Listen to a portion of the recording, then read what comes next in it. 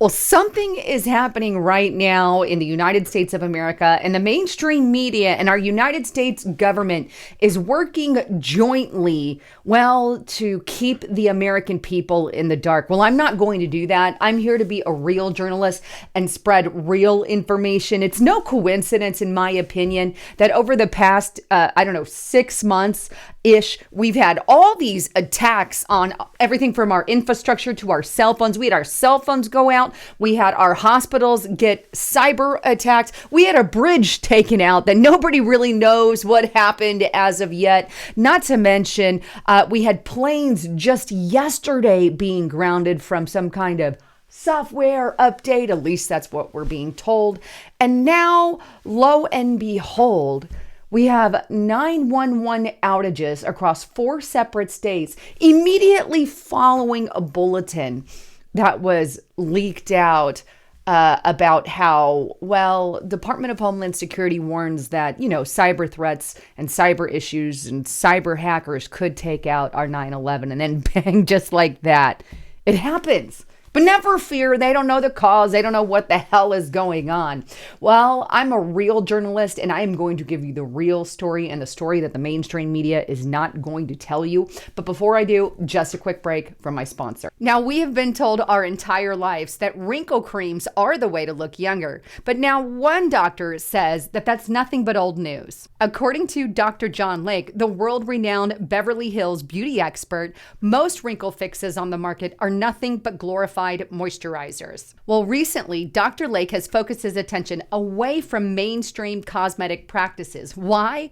Well, so that he can focus directly on anti-aging revolutionary breakthroughs. Now, his clients have dubbed this do-it-yourself technique the age rewinder method because it can take years and even decades off of your appearance in 2 minutes' time. In light of this amazing breakthrough, Dr. Lake has released a step-by-step video to the public where he outlines exactly how to use simple solutions from home. Now, if you want to check it out, all you have to do is go to bhmd1.com/haven. That's bhmd1.com/haven to watch that video. And if you want more information, you can click in the description box below. There's a link down there. Or if you're on your cell phone, click that more button to get more information, but you're not going to want to miss it out, as this product has been life-changing for me personally.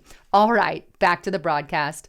So let's dive into what the hell is going on and what the mainstream media and the United States government is hiding from the American people. Take a look at this first article here, and I want to start with the fact that the Department of Homeland Security came out and said, be leery, there might be cyber attacks coming. Take a look at this. This is on ABC News, and it was posted April 17th. So we're talking just a little bit ago, right? Like a day. Emergency services, a likely target for cyber attacks, warns Department of Homeland Security.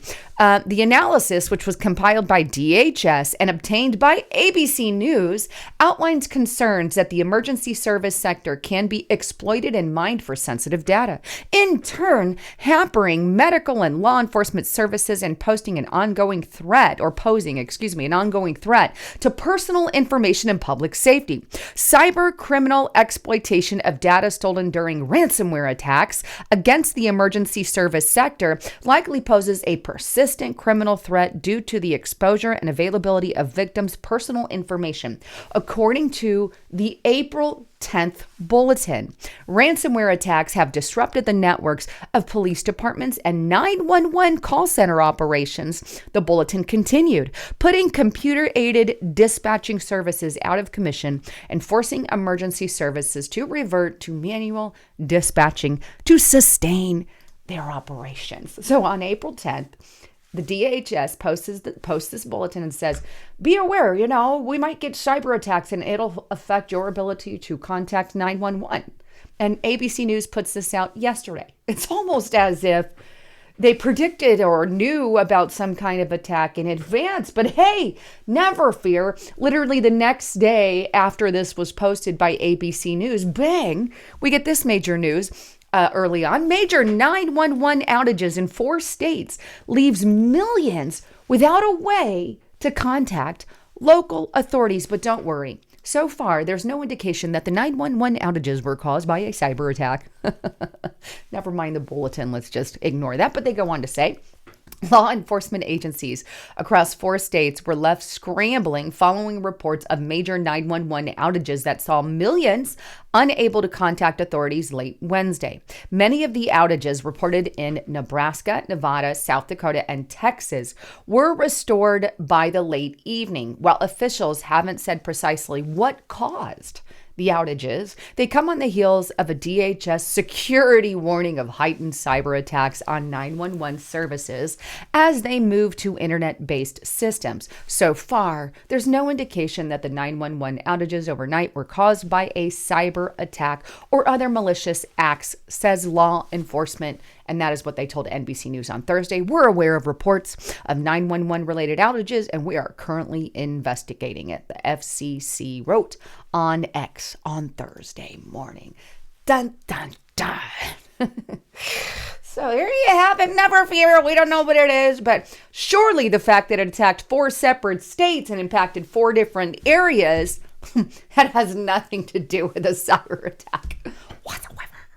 Well, obviously, they don't have the information in as of yet. They're still determining what happened. I understand that. But I'm just asking, what the hell else could it be?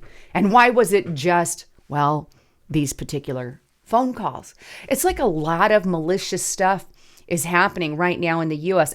I'm not even joking. I've never seen this amount of attacks on our grid and on our system. And I can only predict in the future that they're going to get worse. Meanwhile, right, while we have millions literally coming over the border, unvetted and unchecked, that includes terrorists, according to our own Homeland Security.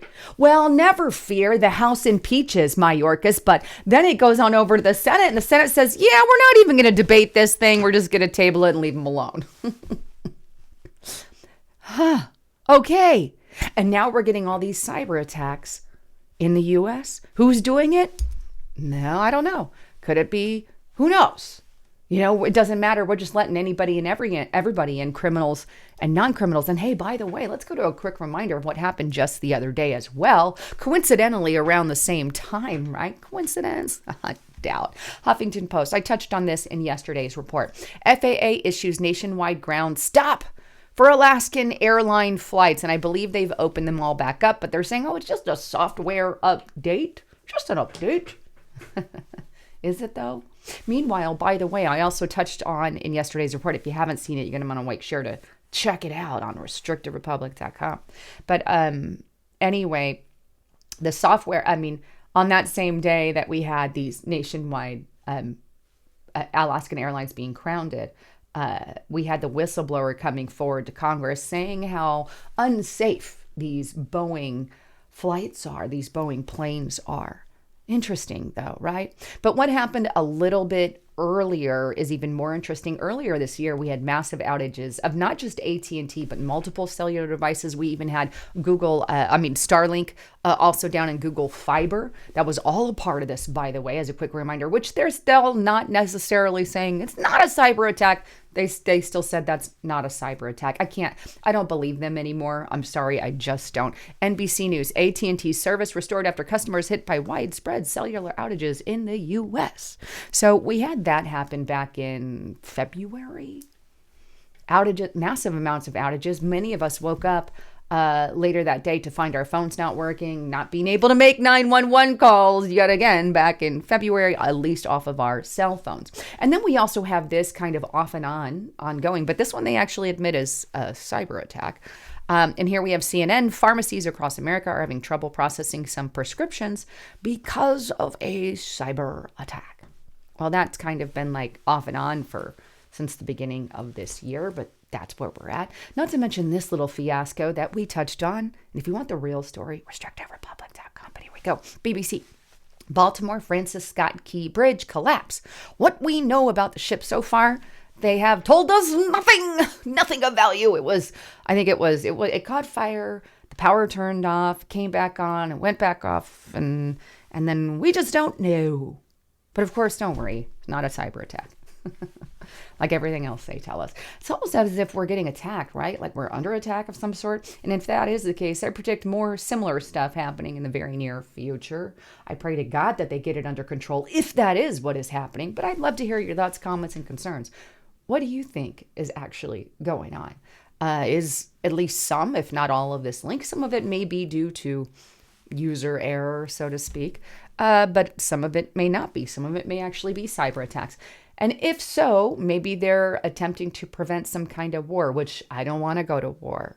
I don't. And I'll be honest, nobody does. Nobody does, because that means there will be a lot of lives lost. And we never want to risk something like that. But in any aspect, if it keeps happening, we've got a real issue. We've got a real issue, but don't worry. We have Joe Biden in charge of the country, who is currently, well, getting rid of half of our military by dumbing them down, pushing DEI. And, well, instead of focusing on building up our military and the strength of our military and our military men and women being powerful, they're being kicked out for the COVID-19 vaccine. That's kind of gone and ran through the military, but still they kicked out a lot of good people for something stupid, in my opinion. And then not to mention all of this wokeness that has infiltrated our military. And now nobody wants to be recruited. But hey, never fear.